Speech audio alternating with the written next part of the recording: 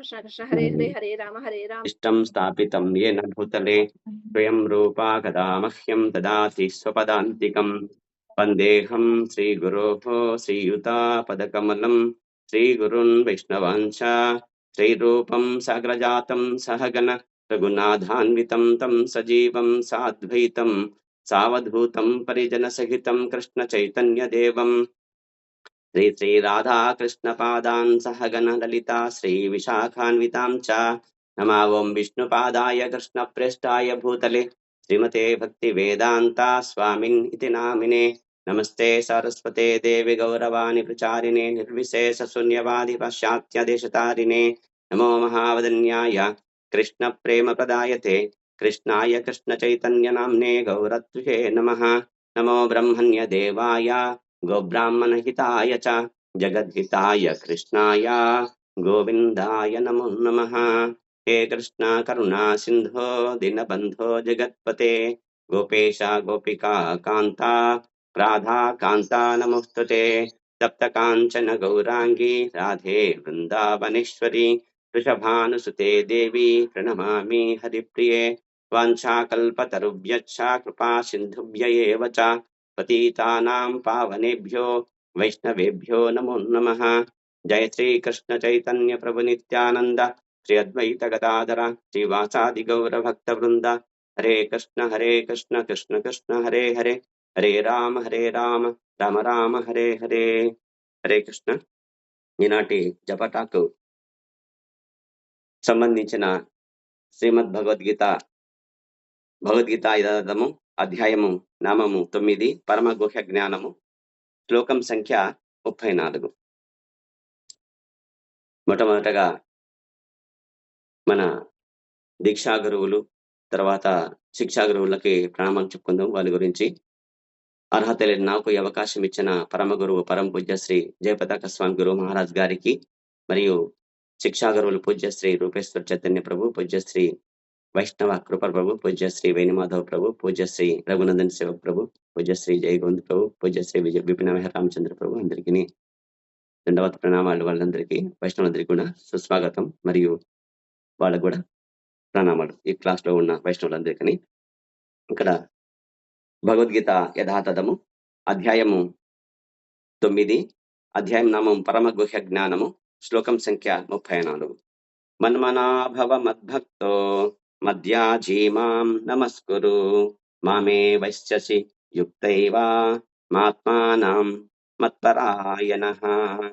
మన్మనాభవ మద్భక్తో మద్యాజీమాం నమస్కురు మామే వైశ్యసి యుక్తైవా ఆత్మా భక్తైవం ఆత్మానం మత్పరాయణః.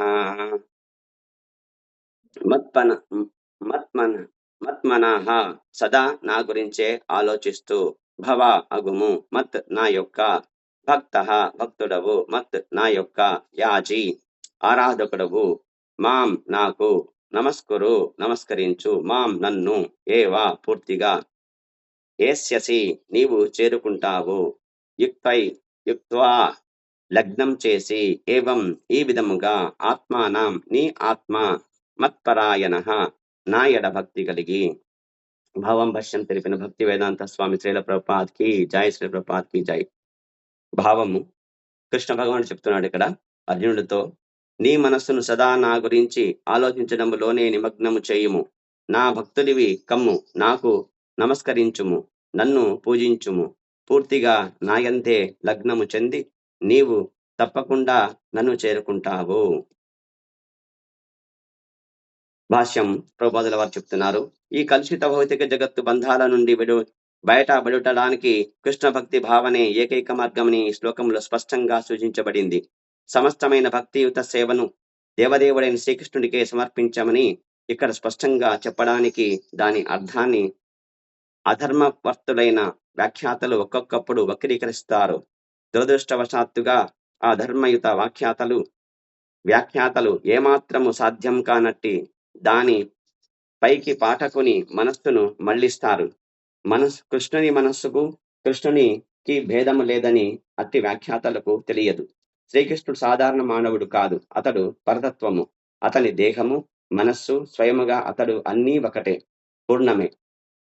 శ్రీల భక్తి సిద్ధాంత సరస్వతి గోస్వామి చైతన్య చరితామృతమునకు చైతన్య చరితామృతముకు ఆది లీల 5వ అధ్యాయము 41, 48 శ్లోకములలో తమ అనుభాష్య వ్యాఖ్యానములో ఉదహరించిన కుర్మ పురాణములో దేహదేహి విభేదోయం నేశ్వరే విద్యతే క్వచిత్ అని చెప్పబడింది. దేవదేవుడైన శ్రీకృష్ణుడి విషయములో అతని దేహానికి భేదము లేదని దాని అర్థం. కానీ వ్యాఖ్యాతలకు ఈ కృష్ణ విజ్ఞానము తెలియని కారణముగా కృష్ణుడిని మరుగుపరచి అతని మనస్సు నుండి లేదా దేహము నుండి వేరు చేస్తారు. కృష్ణ విజ్ఞాన విషయములో ఇది కేవలము అజ్ఞానమే అయినా జనులకు మోసపుచ్చడం ద్వారా కొందరు లాభాన్ని పొందుతారు. దానవ స్వభావులైన వారు కొందరు ఉంటారు. వారు కూడా కృష్ణుడి గురించి ఆలోచిస్తారు, కానీ ద్వేషముతో ఆలోచిస్తారు. కృష్ణుని మేనమామయ్యన కంసుడు అటువంటి వాడు. అతడు కూడా కృష్ణుని గురించి సదా ఆలోచించేవాడు, కానీ అతడు తన శత్రువుగా కృష్ణుని గురించి తలపోశాడు. కృష్ణుడు ఎప్పుడొచ్చి తనను చంపుతాడునని ఆలోచిస్తూ అతడు సదా చింతలో ఉండేవాడు. ఈ రకమైన ఆలోచన మనకు సహాయపడదు. మనిషి కృష్ణుడికి భక్తియుత ప్రేమతో ఆలోచించాలి. అదే భక్తి. కృష్ణ విజ్ఞానాన్ని అతడు నిరంతరం సాధన చేయాలి. అట్టి అనుకూలమైన సాధన ఏమిటి అంటే అదే ప్రామాణిక గురువు నుండి నేర్చుకోవడం. శ్రీకృష్ణుడు దేవాది దేవుడు. అతని దేహము భౌతికం కాదు, నిత్యానంద జ్ఞాన పూర్ణమని మేము ఎన్నోసార్లు వివరించాము. ప్రభువు చెప్తున్నారు ఇక్కడ. శ్రీకృష్ణుడి గురించి ఈ రకమైన మాటలు భక్తుడు కావడానికి మనిషికి తోడ్పడతాయి. లేకపోతే అధర్మమైన మూలము నుండి కృష్ణునికి అన్యముగా అర్థం చేసుకోవడం నిష్ఫలమే అవుతుంది. అందుకే మనిషి తన మనస్సును నిత్య రూపము పై అంటే శ్రీకృష్ణుని ప్రధాన రూపంపై నెలకొల్పాలి. హృదయములో శ్రీకృష్ణుడే దేవాది దేవుడనే పూర్తి నమ్మకముతో అతడు అర్చనలో నెలకొనాలి. కృష్ణుడిని అర్చించడానికి భారతదేశంలో లక్షలాది ఆలయాలు ఉన్నాయి. అక్కడ భక్తియుక్త సేవ కొనసాగుతూ ఉంటుంది. అటువంటి సాధన చేసినప్పుడు మనిషి కృష్ణునికి నమస్కరించాలి. అతడు శ్రీకృష్ణుని శ్రీ విగ్రహము ముందు తలవంచి తన మనస్సును, దేహాన్ని, కర్మలను, సమస్తాన్ని నియుక్తం చేయాలి. అదే అతనిని అనన్యముగా శ్రీకృష్ణుడితో పూర్తిగా లగ్నమయ్యేటట్లు చేస్తుంది. అది కృష్ణలోకానికి చేరడంలో అతనికి తోడ్పడుతుంది. మనిషి అధర్మపరులైన వ్యాఖ్యాతలచే దారి తప్పకూడదు. కృష్ణుడి గురించి శ్రవణ కీర్తనలతో ప్రారంభమయ్యే 9 రకాల భక్తి విధానాలలో మనిషి తప్పక నెలకొనాలి. విశుద్ధ భక్తియుక్త సేవకు మానవ సమాజానికి అత్యున్నత వరదానము అవుతుంది. జ్ఞానము, యోగము, కామ్యకర్మల నుండి విడవడిన విశుద్ధ భగవద్భక్తిని భగవద్గీతలోని 7వ, 8వ అధ్యాయాలు వివరించాయి. పూర్తిగా పవిత్రులు కాని వారు భగవంతుని వివిధ రూపాలకు అంటే నిరాకార బ్రహ్మజ్యోతికి, హృదయస్థ పరమాత్మనికి ఆకర్షితులైన విశుద్ధ భక్తులు నేరుగా దేవదేవుని సేవను చేపడతాడు. దేవతల అర్చనలు నెలకొన్న వారు పరమ బుద్ధిహీనుడని, అతడు ఏనాడు శ్రీకృష్ణుని పరమ వరదానాన్ని పొందలేడని స్పష్టంగా చెప్పే ఒక రమ్యమైన శ్లోకము శ్రీకృష్ణుని గురించి ఉన్నది. భక్తుడు మొదట్లో ఒక్కొక్కప్పుడు ప్రామాణికత నుండి పతనం చెందిన అతడు తత్వవేత్తలు, యోగుల కంటే ఉన్నతునిగానే భావించాలి. నిరంతరం కృష్ణ భక్తి భావనలు నెలకొన్న వ్యక్తిని పరిపూర్ణ సాధువుగా అర్థం చేసుకోవాలి. అతని ఆకస్మికమైన అభక్తి కలాపాలు పోయి శీఘ్రమే అతడు నిస్సందేహంగా పరిపూర్ణతలో నెలకొంటాడు.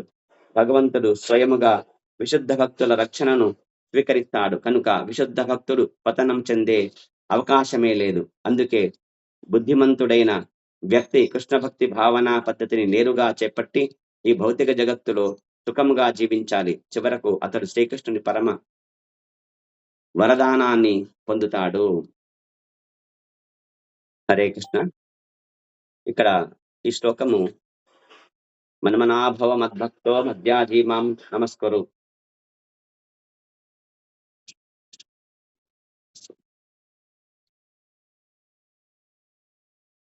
హరే కృష్ణ. ఈ శ్లోకము 18వ అధ్యాయము 65 శ్లోకములుగా కూడా ఉంది, 60 శ్లోకముగా కూడా ఉంది. తర్వాత ఈ 9వ అధ్యాయం 34 అంటే ఇది ఈ అధ్యాయంలో చివరి శ్లోకం ఇది. పరమ గుహ్య జ్ఞానము.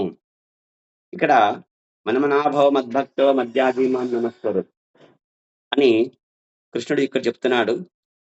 అంటే మనసులో సదా నా గురించి ఆలోచన చేయడము ఎందే ప్రతి ఒక్కళ్ళు మగ్నం కావాలి అని చెప్పేసి చెప్తున్నాడు. అంటే మన మనసు నిరంతరము కృష్ణ కృష్ణ కృష్ణ కృష్ణ కృష్ణ కృష్ణ కృష్ణ కృష్ణ కృష్ణ కృష్ణ అంటూనే పరితపిస్తూ ఉండాలి. వేరే అంటే ఏ పని చేసినా మరి నడుస్తూ ఉన్నా, మాట్లాడుతూ ఉన్నా, లేదా మరి తింటూ ఉన్నా, లేదా ఏదైనా పని చేస్తూ ఉన్నా నిరంతరము మనసు మాత్రము మరి కృష్ణనామాన్ని జపించే విధంగా మరి మనము హరే కృష్ణ కృష్ణ కృష్ణ హరే హరే హరే రామ రామ రామ హరే హరే అనే మరి హరే కృష్ణ మహామంత్రాన్ని జపించడం ఎప్పుడైతే మరి ఈ జపటాకులో ఈ విధంగా అయితే మనకు గురువులు ఏర్పాటు చేసిన విధంగా శిక్షణ మనకు ఇస్తున్నారో, కాబట్టి ఇది ఎంతో మనకు ఉపయుక్తమైనది ఈ జపటాకు. కాబట్టి నిరంతరం మనము కృష్ణ అని చెప్పేసి తలవాలి అని చెప్పేసి అంటున్నాడు. కాబట్టి మనసంతా ఎవరు ఉండాలంటే కృష్ణుడే ఉండాలి. కాబట్టి ఆ విధంగా నీ మనస్సును సదా నా గురించి ఆలోచించే, అంటే మనసు చింతన చేయకుండా మాత్రం ఉండదు. అది మహా చైతన్యవంతమైనది మనసు అంటే. మరి ఆ మహా చైతన్యవంతమైన దానిని ఏ క్షణాన్ని కూడా, ఏ ఒక్క ఫ్రాక్షన్ ఆఫ్ సెకండ్ కూడా అది ఆలోచన చేయకుండా మాత్రం ఉండలేదు.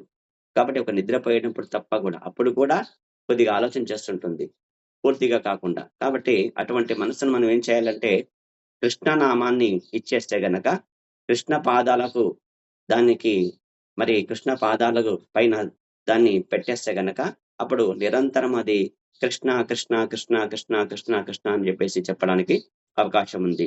నా భక్తుడివి కమ్ము అంటున్నాడు కృష్ణుడు. కాబట్టి మనసులో నన్ను స్మరించుము అంటాడు. ఇక్కడ కేవలము 4 మాటలు చెప్పాడు కృష్ణుడు. సదా మనసులో నా చింతన చెయ్యి అన్నది ఒకటి. కృష్ణ కృష్ణ కృష్ణ కృష్ణ అంటూ ఉండాలి మనసు. రెండవది నా భక్తుడి కమ్ము అన్నాడు. అంటే నా భక్తుడు అంటే ఇక్కడ ఎవరు? శ్రీకృష్ణ భగవానుడి యొక్క భక్తుడు కావాలి అని చెప్పేసి మనలందరినీ అర్జునుడిని మరి ద్వారా మనకు ఇక్కడ బోధిస్తున్నాడు కృష్ణుడు. తర్వాత నాకు నమస్కరించమంటాడు.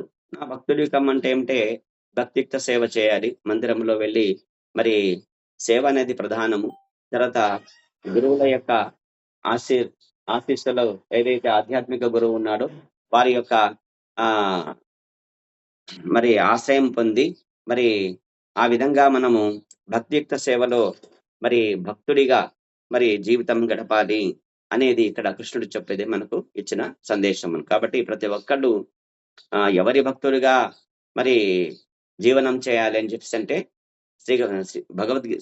భగవద్గీత యథాతను అధ్యయనం చేసి మరి అనుష్ఠానం చేస్తూ మరి ఆ విధంగా కృష్ణుడు గీతలో చెప్పిన విధంగా ఆయన భక్తుడు కావాలని చెప్పేసి ఇక్కడ చెప్తున్నారు. కాబట్టి కృష్ణ భక్తుడు కావాలి. ఎందుకంటే దేవాది దేవుడు శ్రీకృష్ణ భగవానుడు. కాబట్టి పరమ సత్యం ఎవరంటే కృష్ణ భగవానుడు.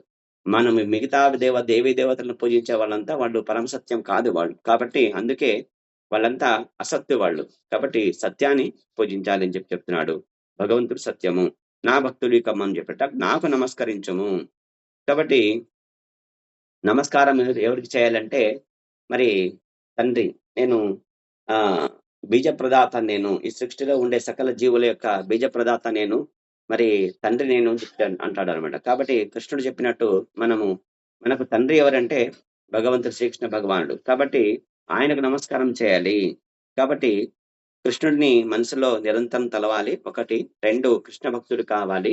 3 కృష్ణుడికి నమస్కారం చేయాలి. తర్వాత నన్ను పూజించుము. కాబట్టి 4వది ఏం చెప్పినాడు? నన్ను పూజించుము. ఎవరి ఆరాధన చేయాలి, ఎవరి పూజ చేయాలంటే కేవలము దేవాది దేవుడు శ్రీకృష్ణ భగవాని గురించి ఆయన యొక్క పూజ మాత్రం చేయాలి.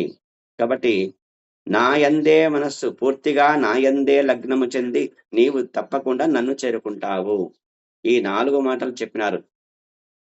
ఇది చిలక పలుకులు లాంటి 4 ముఖ్యమైన విషయాలు.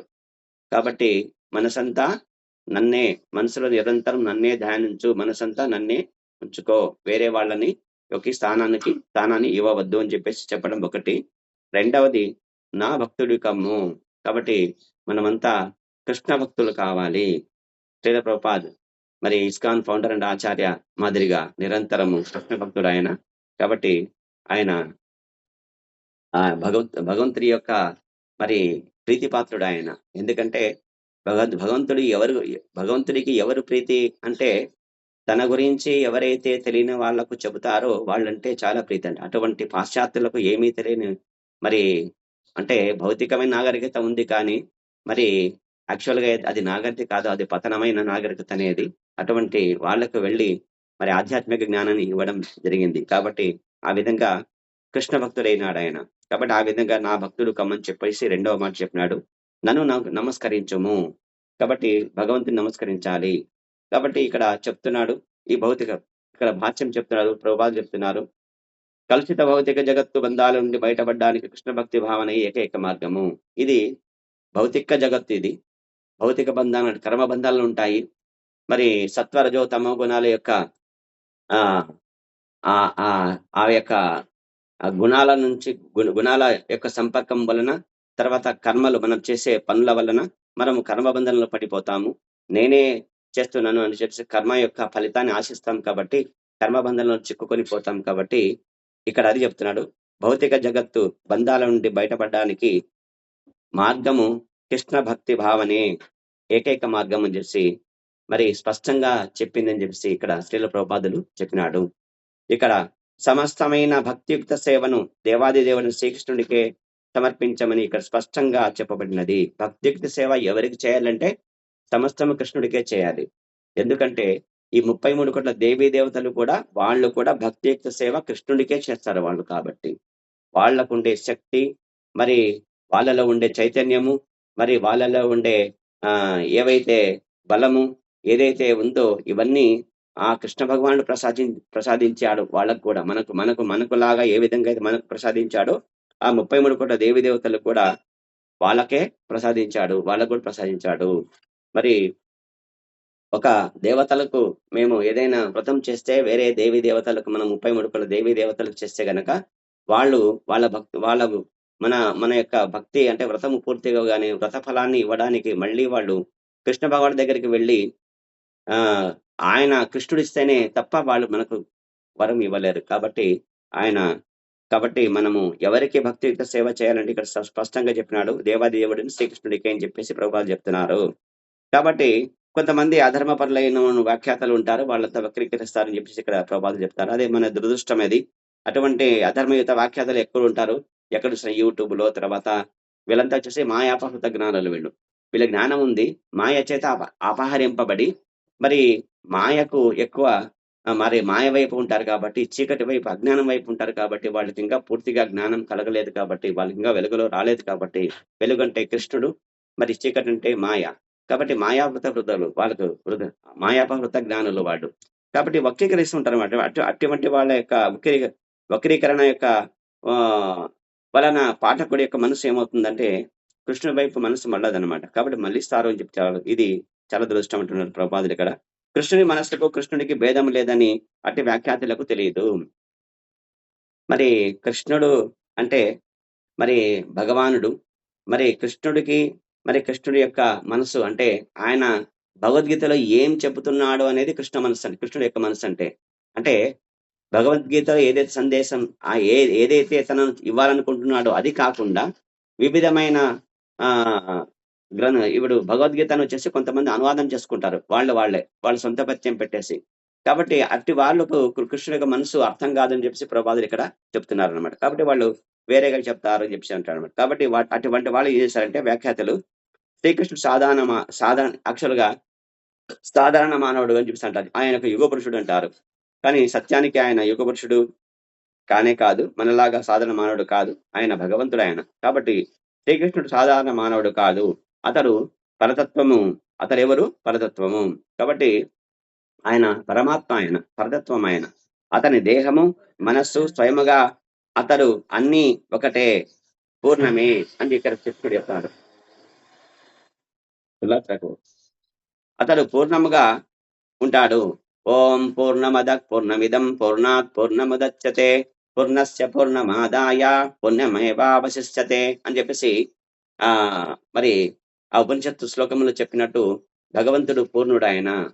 తర్వాత ఆయన యొక్క దేహము మనలాంటి రక్త మాంసములు, తర్వాత నరములు, ఎముకలతో కూడినది, పంచభౌతికమైనది కాదు. ఆయన ఈశ్వర పరమ కృష్ణ సచ్చిదానంద విగ్రహ అనాదిరాది గోవింద సర్వకారణ కారణం అని చెప్పేసి బ్రహ్మదేవుడు స్థుతి చేసినట్టు మరి ఆయన యొక్క దేహము మనలాంటి భౌతికమైన దేహం కాదు, ఆయనది పూర్ణమైనది. ఆయన సచ్చిత్ ఆనంద స్వరూపము ఆయన దేహము. కాబట్టి ఆ విధంగా స్వయముగా ఆయన భగవానుడు అని చెప్పేసి మరి భాగవతం చెప్తుంది. శ్రీల భక్తి సిద్ధాంత సరస్వతి గోస్వామి చైతన్య చరితామృతంకు మరి అనుభాష్యము వ్యాఖ్యానంలో ఆయన చెప్పడం జరిగింది. దేహదేహి విభేదోయం ఈశ్వరే విద్వతే క్వచిత్ అంటే దేవదేవుడైన శ్రీకృష్ణుడి విషయములో అతనికిని అతని దేహానికి భేదం లేదని దాని అర్థము. అలాగే శాస్త్రము ఆచార్యులు చెప్తున్నారు, భగవంతుడికి భగవంతుడి యొక్క నామానికి భేదము లేదు. రామ అనే నామానికి మరి కృష్ణుడికి లేదా రాముడికి ఎట్టి భేదము లేదు. ఆయన కలియుగంలో వచ్చేసి భగవంతుడు నామములోనే మనకు సాక్షాత్కరిస్తాడని చెప్పేసి అందుకే హరే కృష్ణ కృష్ణ కృష్ణ హరే హరే, హరే రామ రామ రామ హరే హరే అనే మరి హరే కృష్ణ నామ జపాన్ని చేయండి అని చెప్పేసి అందుకే మనకు ఆచార్యులు చెప్తూ ఉంటారు. కాబట్టి నామములోనే భగవంతుడు ఉన్నాడు. ఇది కలియుగంలో ఆయన ఈ కలియుగం యొక్క ఇది సిలబస్ అనమాట ఇది. కాబట్టి ఆ విధంగా భగవంతుడికి భగవంతుడి దేహానికి భేదము లేదని చెప్పేసి ఇక్కడ చెప్పారు. కానీ వ్యాఖ్యాతలు ఈ కృష్ణ విజ్ఞానం తెలియని కారణంగా కృష్ణుడిని మరుగుపరుస్తారు అని చెప్పేసి ప్రభుపాదులు ఇక్కడ ఆయన బాధపడుతున్నాడు ఇక్కడ. కాబట్టి కృష్ణ విజ్ఞాన విషయంలో అది కేవలం అజ్ఞానమే అయినా జనులను మోసపుచ్చడం అంటే అజ్ఞానమే. అట్టి అజ్ఞానం వలన ఏమవుతుందంటే కలియుగంలో అందరు జనులంతా మోసపోతారు, నష్టపోతారు. కాబట్టి వాళ్ళంతా ఎవరంటే దానవ స్వభావులు, వాళ్ళంతా మాయావాదులు, వాళ్ళంతా ఎవరు మాయా చేత జ్ఞానము అపహరింపబడిన వారు. కాబట్టి ఆ విధంగా కృష్ణుని ద్వేషిస్తారు అటువంటి వాళ్ళు. మరి ఎలాగంటే కృష్ణుడి యొక్క మేనమామ కంసుని ఎలా ఆయన నిరంతరం తలిచేవాడు అంటే భక్తితోనా కాదు, భయముతోనా.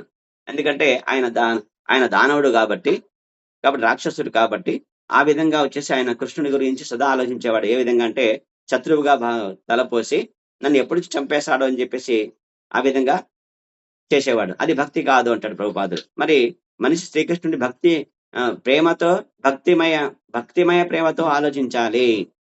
అంటే అతనే నాకు భగవంతుడు, నన్ను నా సేవకుడు, నా రక్షకుడు అని చెప్పేసి నన్ను ఉద్ధరించేవాడు అని చెప్పేసి అతనే నా యజమాని. కాబట్టి పరమాత్మ అంటే ఆత్మ అంటే అణువు, పరమాత్మ అంటే విభువు. కాబట్టి సేవకుడు అణువు అంటే సేవకుడు యజమాని సేవ చేయాలి. ఆ విధంగా ప్రేమతో చేయాలి అని చెప్పేసి ఇక్కడ చెప్తున్నాడు. ఆ భావనతో ఉండాలి అని చెప్పి చెప్తున్నాడు ఇక్కడ ప్రభుపాదుడు. అదే భక్తి అని అంటే.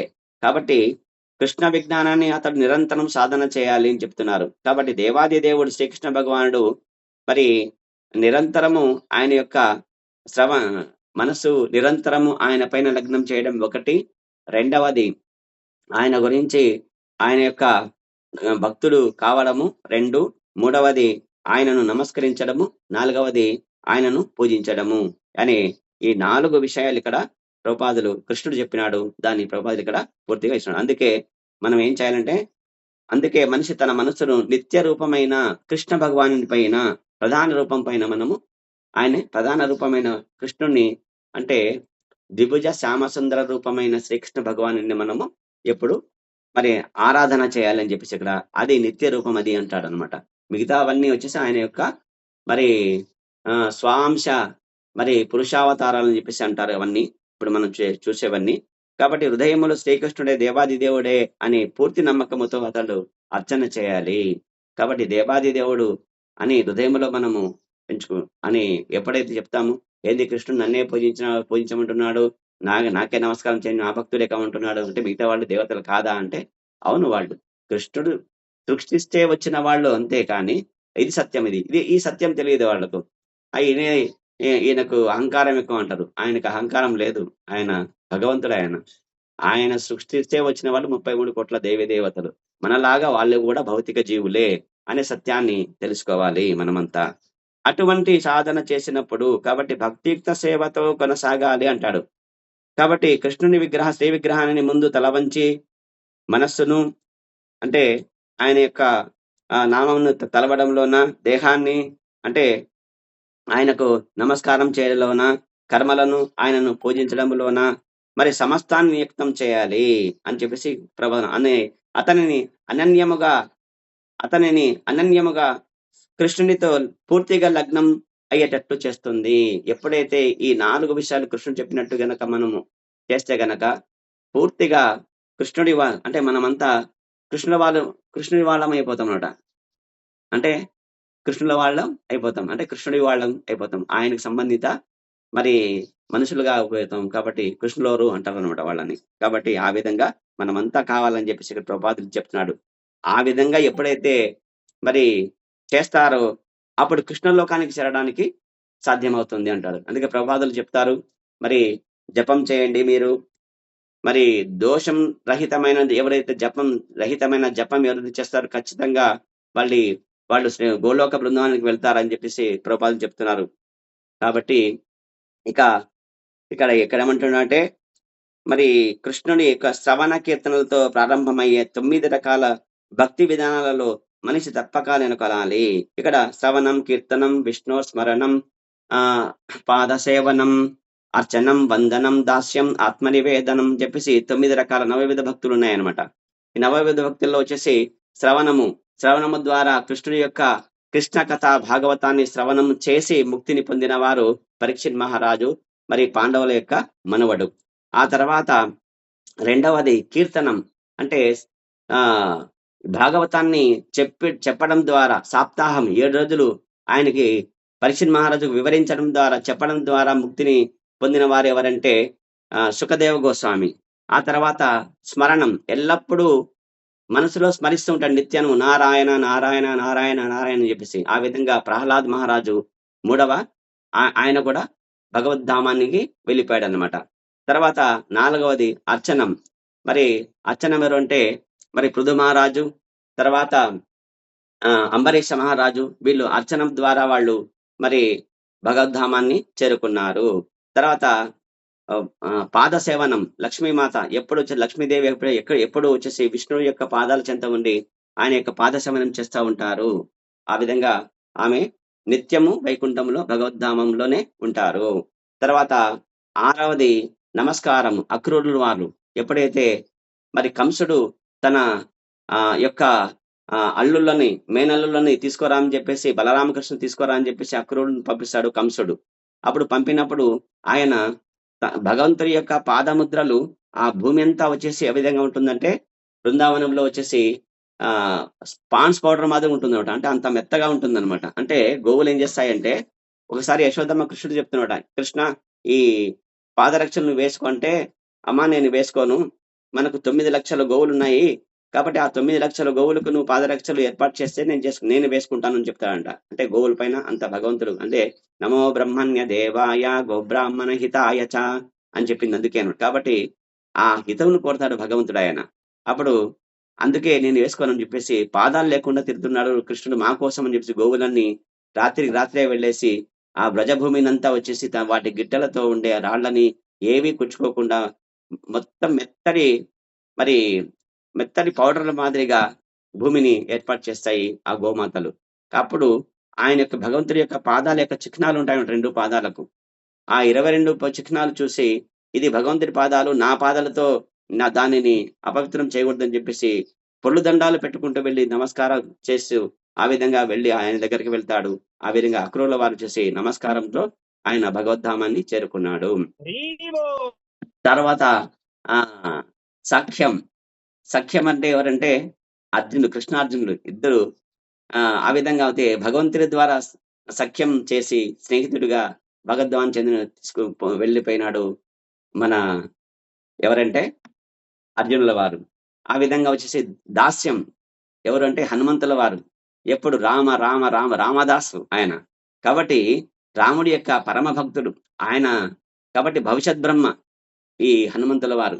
కాబట్టి ఆయన భగవంతుడి యొక్క దాసుడిగా మరి నిరంతరము ఆయన చిరంజీవిగా ఆయన యొక్క మరి ముక్తిని పొందినారు. ఆయన హనుమంతుల వారు మరి రాముడి యొక్క ఆజ్ఞ మేరకు ఇక్కడ ఇంకా మన కోసం ఉన్నాడని చెప్పేసి ఆచార్య చెప్తున్నారు అన్నమాట.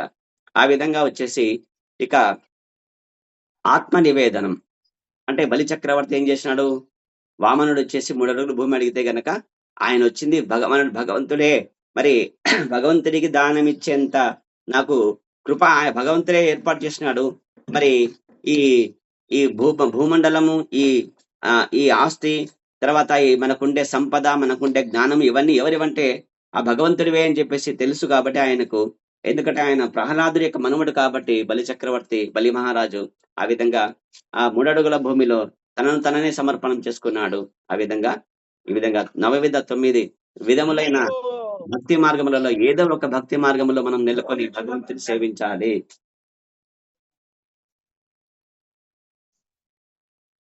కాబట్టి ఈ విధంగా చేయాలి అని చెప్పేసి ఇక్కడ చెప్తున్నారు ప్రభుపాదుల వారు. హరే కృష్ణ. మరి మనమంతా ఈ 4 మాటలు తెలుసుకుందాము. కాబట్టి మనసంతా కృష్ణుని స్మరించడంలో లగ్నం చేయాలి. రెండవది మరి కృష్ణుడికి భక్తుడు కావాలి, కృష్ణుడికి నమస్కరించాలి, శ్రీకృష్ణ భగవానునికి పూజించాలి. హరే కృష్ణ. ధన్యవాదాలు కృష్ణ, మీకు అందరికీ కృతజ్ఞతలు. హరే కృష్ణ. హరే కృష్ణ. ప్రభుజీ జపం చేసిన ప్రభుజీ ఒక మాల. హరి బోల్.